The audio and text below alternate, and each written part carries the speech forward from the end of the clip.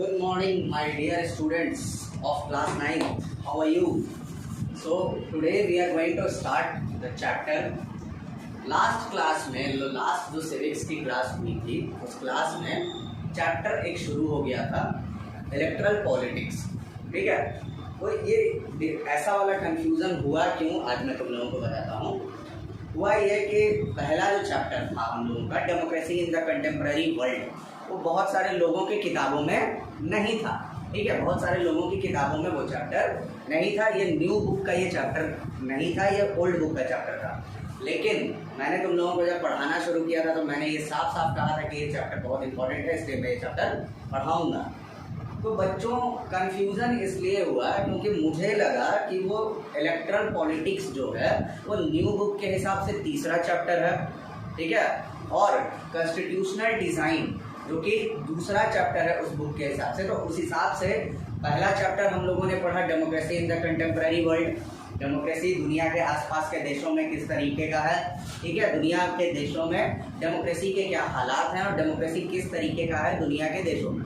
ठीक है, ये हम लोगों ने पढ़ा था उस क्लास में। इस क्लास में हम लोग ये पढ़ेंगे, दूसरे चैप्टर में हम लोगों ने ये पढ़ा, दूसरा जो चैप्टर था हम लोगों का वो था हम लोगों का what is democracy and Y democracy. ठीक है, डेमोक्रेसी है क्या और हमें डेमोक्रेसी की ज़रूरत क्यों है। ठीक है, तो उस हिसाब से what is democracy and Y democracy was the first chapter of new book. तो ये दूसरा और तीसरा इसलिए कंफ्यूजन हुआ बच्चों। आज जो चैप्टर हम लोग शुरू करने वाले हैं, पहले तो मैंने लास्ट क्लास में बता दूं, लास्ट क्लास में हम लोगों ने इलेक्ट्रल पॉलिटिक्स शुरू कर दिया था। ठीक है, लेकिन फिर मेरे को एक चीज़ समझ में आया कि इलेक्ट्रल पॉलिटिक्स जो है उसका कभी तक एक ही क्लास हुआ है। तो अगर मैं चाहूँ तो फिर से दोबारा से न्यू चैप्टर शुरू कर सकता हूँ, कॉन्स्टिट्यूशनल डिज़ाइन। अभी तो ज़्यादा हम लोगों ने इलेक्ट्रल पॉलिटिक्स में पढ़ा नहीं है, और अगर शुरुआत किया भी है तो हम लोग फिर से जब ये चैप्टर कॉन्स्टिट्यूशनल डिज़ाइन जब ख़त्म हो जाएगा उसके बाद फिर से उस चैप्टर का एज अ रिवाइज वो चैप्टर हम लोग शुरू करेंगे। पहला जो क्लास होगा उसका तुम लोगों को मैंने दिखाया ही है, तुम लोगों को मैंने भेजा ही है। ठीक है, तो आज जो चैप्टर हम लोग शुरू करने वाले हैं वो अकॉर्डिंग टू न्यू बुक वो होगा चैप्टर 2, और अकॉर्डिंग टू ओल्ड बुक वो होगा चैप्टर 3। एक चैप्टर का नाम है, जो चैप्टर है हमारा उस चैप्टर का नाम है constitutional design. Constitutional design, constitutional design. Constitution का मतलब तुम लोग बहुत अच्छे से जानते हो। कॉन्स्टिट्यूशन का मतलब क्या होता है बच्चों? तो कॉन्स्टिट्यूशन का मतलब होता है संविधान। संविधान वो एक ऐसी किताब होती है जिस किताब में हमारे लिए बने हुए सारे रूल्स एंड रेगुलेशंस लिखे रहते हैं उस संविधान की किताब में, कि जिसकी वजह से हमारे साथ किसी भी तरह का कोई भेदभाव देश के अंदर ना हो सके। ठीक है, उसको हम लोग कहते हैं कॉन्स्टिट्यूशन। और कॉन्स्टिट्यूशनल डिज़ाइन, डिज़ाइन का मतलब होता है उसकी बनावट, कैसे बना है। तो कॉन्स्टिट्यूशनल डिज़ाइन इस चैप्टर में हम लोग यही पढ़ने वाले हैं बच्चों, कि किस तरीके से कॉन्स्टिट्यूशनल डिज़ाइन जो है हमारे देश के अंदर, किस तरीके से कॉन्स्टिट्यूशन का, संविधान का क्या डिज़ाइन है, कैसा संविधान है होता है हमारे देश के अंदर। ठीक है, संविधान कैसा बना हुआ है हमारे देश के अंदर।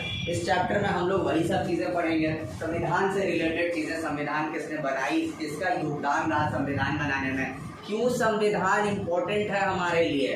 अगर हम लोग डेमोक्रेसी की बात करते हैं तो डेमोक्रेसी, किसी भी डेमोक्रेटिक कंट्री में एक कॉन्स्टिट्यूशन का होना कितना ज़रूरी है ये हम लोगों को इस चैप्टर में बताएगा। ठीक है, चलो let's start this chapter. We noted in the previous chapter that in a democracy the rulers are not tend to do what they like. Last chapter what is democracy and why democracy में हम लोगों ने ये पढ़ा था कि rulers, जो नेता जो होते हैं, जो राज करने वाले जो लोग होते हैं, वो अपनी मर्जी से जो चाहे वो नहीं कर सकते हैं।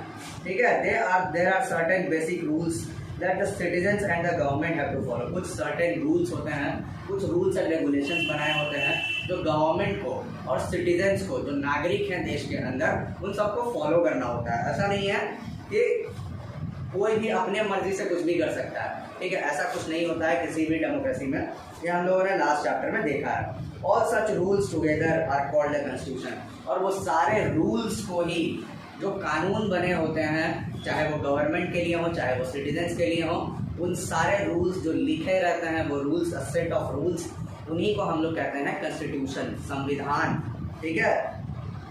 As the supreme law of the country, the constitution determines the rights of the citizens, the powers of the government and how the government should function, ठीक है।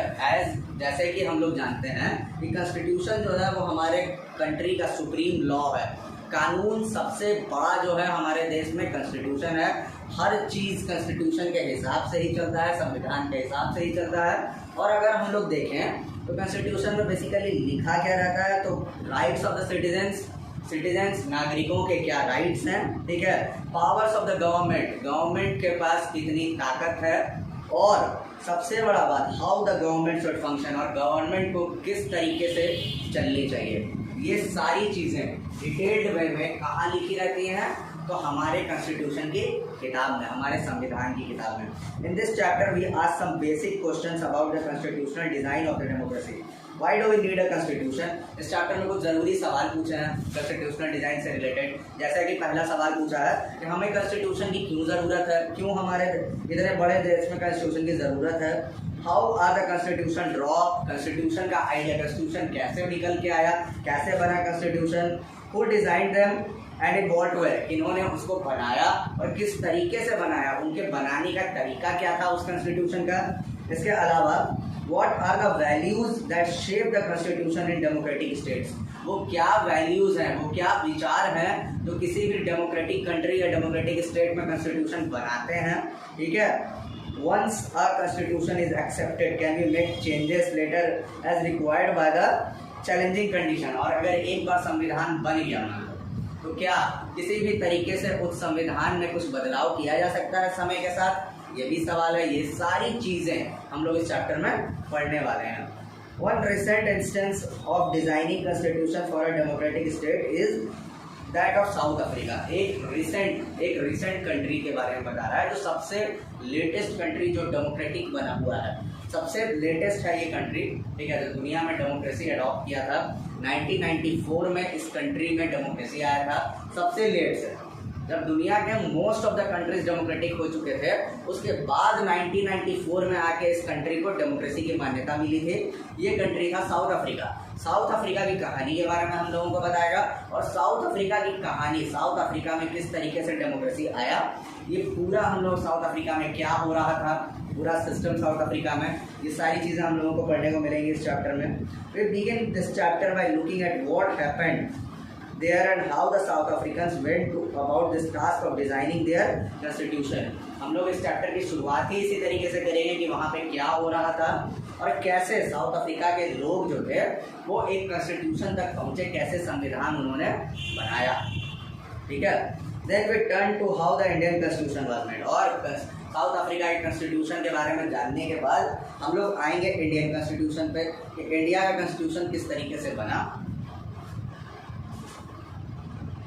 and how the Indian Constitution was made, what's fundamental values and how it provides a good framework for the conduct of citizens' life and that of the government, ठीक है। और ये किस तरीके से fundamental values क्या हैं, ज़रूरी वैल्यूज़ क्या हैं इस कॉन्स्टिट्यूशन के, किस तरीके से ये सिटीजन्स के राइट्स को प्रोटेक्ट करता है और किस तरीके से ये गवर्नमेंट को अथॉरिटी देता है, ठीक है, क्या क्या अथॉरिटी देता है और गवर्नमेंट किस तरीके से वर्क करती है।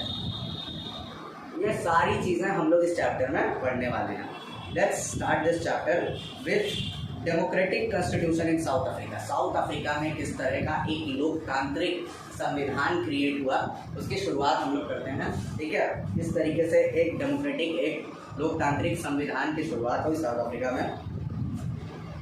तो शुरुआत होती है एक स्पीच से, ठीक है। एक स्पीच है जो कि नेल्सन मंडेला, जो कि साउथ अफ्रीका के सबसे पहले राष्ट्रपति थे, उनकी स्पीच है। स्पीच की शुरुआत हो रही है, I have fought against white domination and I have fought against black domination. I have cherished the ideal of democratic and free society in which all persons live together in harmony and with equal opportunities.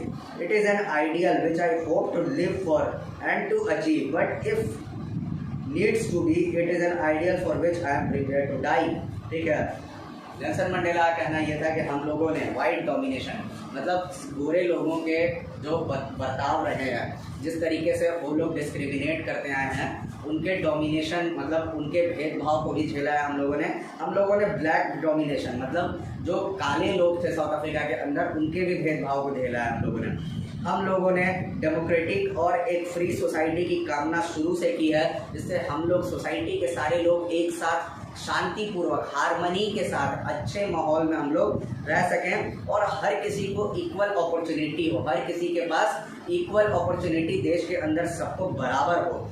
ये एक ऐसा ideal है जिसके लिए ये एक ऐसा ideal का मतलब होता है, ये एक ऐसा भावना है जिसके लिए मैं जी सकता हूँ और जिसके लिए मैं जीना चाहता हूँ, और अगर ज़रूरत पड़े तो इसके लिए मैं मर भी सकता हूँ। ये था Nelson Mandela. This was Nelson Mandela being tried for treason by the white south African government. ये नेल्सन मंडेला थे जिनको ट्रीजन का मतलब होता है TREASON।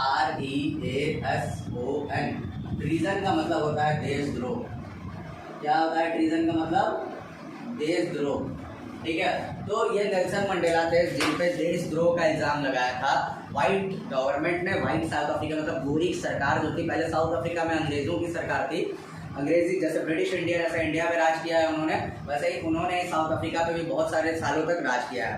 तो ये नेल्सन मंडेला थे जिन पर देशद्रोह का इल्ज़ाम लगा था साउथ अफ्रीका में। ठीक है, he and 7 other leaders were sentenced to life imprisonment in 1964 and daring to oppose the apartheid regime in this country.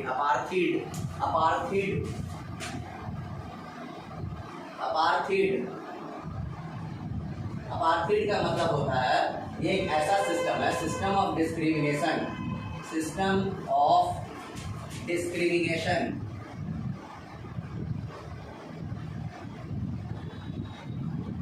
against black people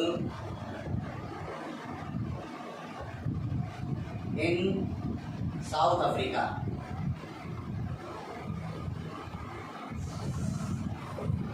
ठीक है, अपार्थाइड एक ऐसा सिस्टम था, ठीक है, एक ऐसा सिस्टम ऑफ डिस्क्रिमिनेशन, मतलब भेदभाव का ऐसा सिस्टम था जो कि ब्लैक पीपल, जो लोग थे, जो काले लोग थे साउथ अफ्रीका के, उनके अगेंस्ट हो रहा था इन साउथ अफ्रीका वाइट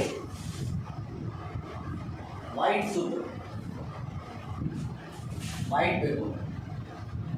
ठीक है, गोरे लोग काले लोगों पे जो डिस्क्रिमिनेशन कर रहे थे साउथ अफ्रीका में, ये अपार्थाइड उसी सिस्टम को कहा जाता था। नेल्सन मंडेला और उनके साथ 7 लोगों को, 7 पीपल और लीडर्स थे, उनको अपार्थाइड का विरोध करने के लिए उनको ट्रीजन मतलब देशद्रोह का इल्ज़ाम लगा था साउथ अफ्रीका में। ठीक है, 1964 में।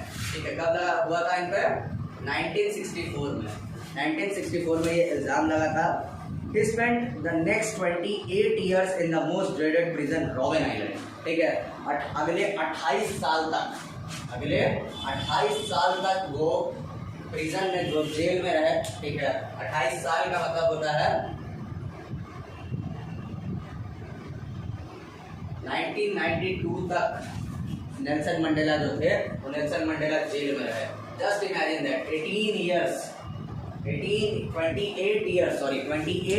तक नेल्सन मंडेला और उनके साथ 7 लोगों को, जो साउथ अफ्रीका के एक बहुत सबसे खतरनाक एक जेल था रॉबेन आइलैंड पे, उस रॉबेन आइलैंड पे 28 साल तक इनको जेल में रखा गया था। स्ट्रगल अगेंस्ट अपार्थाइड, आखिर ये संघर्ष अपार्थाइड के अगेंस्ट शुरू कैसे हुआ? ठीक है,